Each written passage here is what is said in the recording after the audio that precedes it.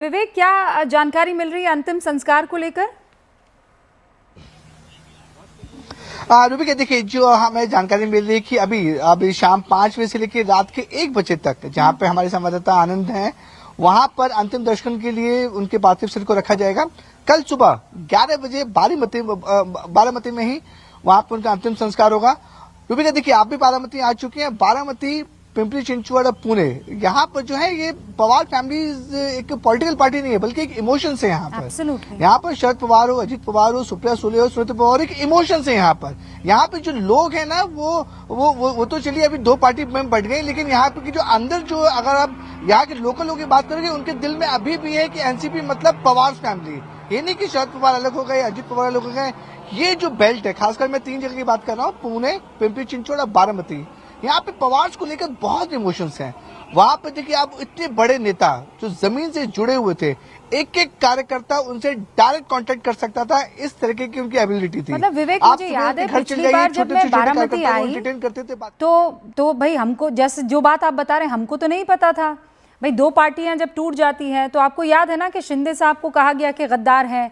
वहाँ से उद्धव सेना जो है वो अलग तरीके से उनके ऊपर अग्रेसिवली अटैक कर रही थी, यहाँ से दूसरे तरीके के बयान हो रहे थे।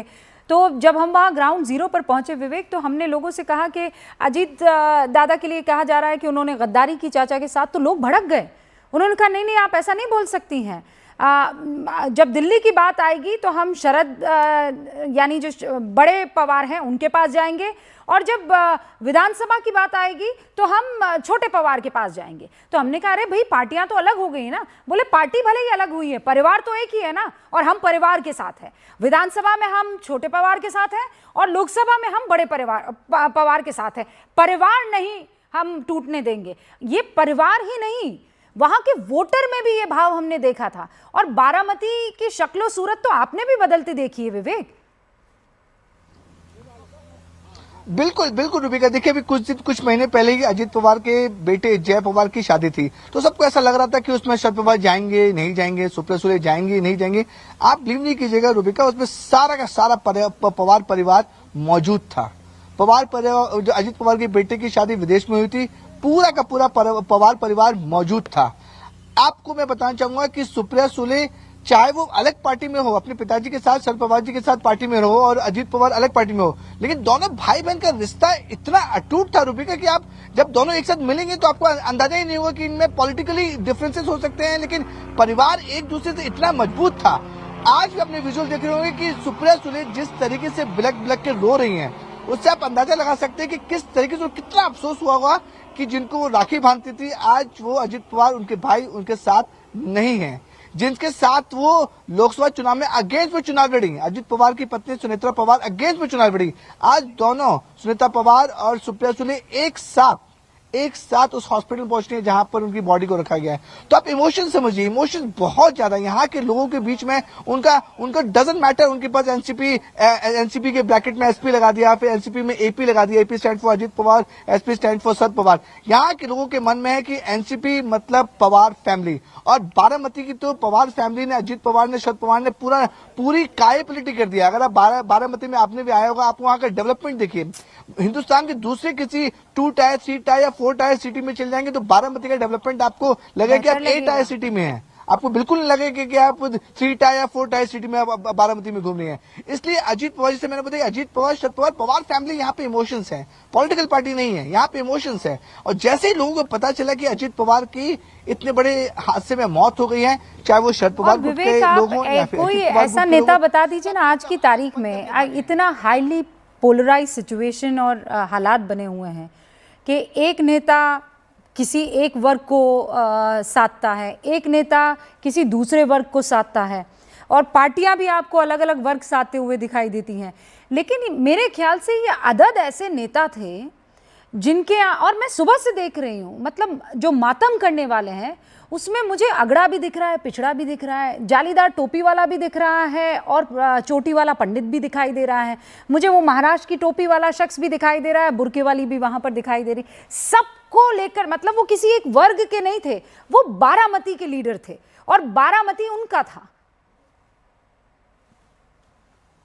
बिल्कुल बिल्कुल रूबिका, देखिए सारे वर्ग के लोग हैं वो अजीत पवार के टच में रहते हैं। मैं आपको एक छोटा सा किस्सा बताना चाहूंगा जहां पे मैं मौजूद था। कई साल पुरानी बातें, अजीत पवार लोगों से मिल रहे थे, अचानक एक छोटा सा कार्यकर्ता, कोई उसकी पार्टी में एक छोटा सा कार्यकर्ता आता है और अजीत पवार से मिलने की कोशिश करता है और मांग करता है कि वो मराठी में बोलता है कि साहब मेरे बच्चे का एडमिशन सरकारी स्कूल में नहीं हो पा रहा है, एडमिशन करवाना है बच्चे का किसी भी हाल में। अजीत पवार पहले उसे अपनी स्टाइल में हड़काते हैं, कह रहे क्या ये तुम काम ठीक से नहीं करते हो, जाओ यहाँ से, हटो यहाँ से। तो हम लोग को भी लगा कि अरे कार्यकर्ता है, उसको ऐसे कैसे हटा दिया। फिर अजीत पवार ने, रूबिका यकीन मानिए, विद इन 2 सेकंड में, कार्यकर्ता बाहर, कमरे के बाहर भी नहीं गया होगा, अजीत पवार ने उसको हड़का के बुलाया, इसको इधर बुलाओ उसको। हाँ क्या काम है तुम्हारा? बोला साहब बच्चे का एडमिशन कराना है सरकारी स्कूल में और एडमिशन नहीं हो पा रहा है। रूबिका आप बिलीव नहीं कीजिएगा, अजीत पवार ने अपने पीए से बोला कि उसके स्कूल के प्रिंसिपल को फोन लगाओ तुरंत। हमारे सामने उसके स्कूल के प्रिंसिपल को फोन लगाते हैं। अजीत पवार मराठी बोले कि ये बच्चा है, ये हमारा कार्यकर्ता है और इस बच्चे का एडमिशन आप करिए। अब आप अंदाजा लगाइए कि इस लेवल के आदमी, जो डीसीएम लेवल के आदमी, वो खुद चाहता तो अपने पीए या किसी भी बंदे को बोल सकता था कि इस बच्चे का एडमिशन कराना है, आप जाके हैंडल करो इसको। अजीत पवार का वो हो रहा था कि अपने छोटे से छोटे कार्यकर्ता को अगर डांटते भी थे लेकिन दिल के बहुत करीब रखते थे। उस बच्चे का एडमिशन के लिए अजीत पवार ने खुद पर्सनल फोन किया कि आप इस बच्चे का एडमिशन कीजिए, ये बच्चा पढ़ने में अच्छा है। तो आप अंदाजा लगाइए कि एक छोटा सा कार्यकर्ता को क्या चाहिए कि उसके एक जुमा पर उसका नेता ने पर्सनली फोन करके उसका एक छोटा सा काम करा दिया जो उसके लिए बहुत मुश्किल भरा लग रहा था। तो ये जो औरा था अजीत पवार का बहुत था। देखिए उनकी जो लैंग्वेज थी, जो हम लोग जानते हैं, हम लोग महाराष्ट्र में सालों से, उनकी लैंग्वेज थी अकड़ टाइप की लैंग्वेज थी। वो बोलते भी तो ऐसा लग रहा है कि यार डांट रहे हैं किसी को, ऐसा लग रहा है कि वो किसी को तेज आवाज में बात कर रहे हैं। लेकिन अजीत पवार हमेशा बोलते थे ये इनका स्टाइल है, ये स्टाइल है बात करने का, आप किसी को बुरा मत समझिए, ये हमेशा इसी तरीके से बात करते हैं। और जो उनके बीच बीच में जो चुटकुले इस्तेमाल करते थे कि बोलने से बीच बीच में, एक और किस्सा मैं आपको बताता हूँ रूबिका, जो बहुत वायरल हुआ था, आपको भी वो ध्यान आ जाएगा। प्रेस कॉन्फ्रेंस हो रही थी, बहुत सीरियस प्रेस कॉन्फ्रेंस हो रही थी लोकसभा चुनाव के जीतने के बाद। देवेंद्र फडणवीस, अजीत पवार और एकनाथ शिंदे सामने तीनों एक बैठ के प्रेस कॉन्फ्रेंस करे थे। मैंने सवाल पूछे एकनाथ शिंदे से कि सर फडणवीस आप तो शपथ ले रहे हैं, आप शपथ ले रहे हैं या नहीं ले रहे डिप्टी सीएम की? देखिए उस पर एकनाथ शिंदे ने बहुत सीरियसली बोले कि हाँ आपको पता चल जाएगा। लेकिन अजीत पवार ने बहुत मजाकिया स्थिति में कहा कि इनका तो पता नहीं, मैं तो सुबह शपथ ले रहा हूँ। तो ये वीडियो बहुत वायरल हुआ था। हाँ, तो हाँ। उतनी सीरियस प्रेस कॉन्फ्रेंस को इतना लाइट मोमेंट बना दिया। आप अंदाजा लगाइए किस तरीके से। पर ये बड़ा दिलचस्प रहा कि मेरे साथी विवेक गुप्ता ने ही वो सवाल पूछा था जिसके जवाब में अजीत दादा ने कहा था कि इन दोनों का तो पता नहीं, लेकिन मैं ज़रूर डिप्टी सीएम की शपथ ले रहा हूँ। कुछ इसी अंदाज में अजीत पवार जो हैं वो जनता के सामने आते थे। और मैं अब आपको ज़रा ये तस्वीरें दिखाती हूँ, आप देखिए तो सही, निशब्द है ये पूरा बारामती है। फुल फ्रेम प्लीज़ एक बार दिखाइए ये तस्वीर, ये बारामती है। आप जहाँ तक नज़र घुमाएंगे वहाँ तक आपको गाड़ियों के पास लोगों का झुंड दिखाई देगा। और ये गाड़ियाँ अमूमन ऐसे दिखाई नहीं देती है, सड़कें एकदम क्लीन साफ दिखाई देती है। अगल बगल ये बारामती का आप देख लीजिए, डेवलपमेंट भी देखते चलिएगा साथ ही साथ। हुजूम तो देख ही रहे हैं कार्यकर्ताओं का, एक एंड से लेकर सड़क के अगले एंड तक सिर्फ और सिर्फ गाड़ियाँ, बसेस, लोग, कार्यकर्ता, पूरा बारामती या ये कहिए पूरा महाराष्ट्र इनफैक्ट बारामती में उतर आया है।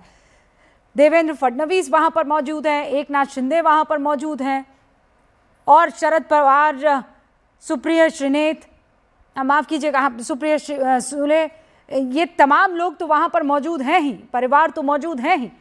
लेकिन इस वक्त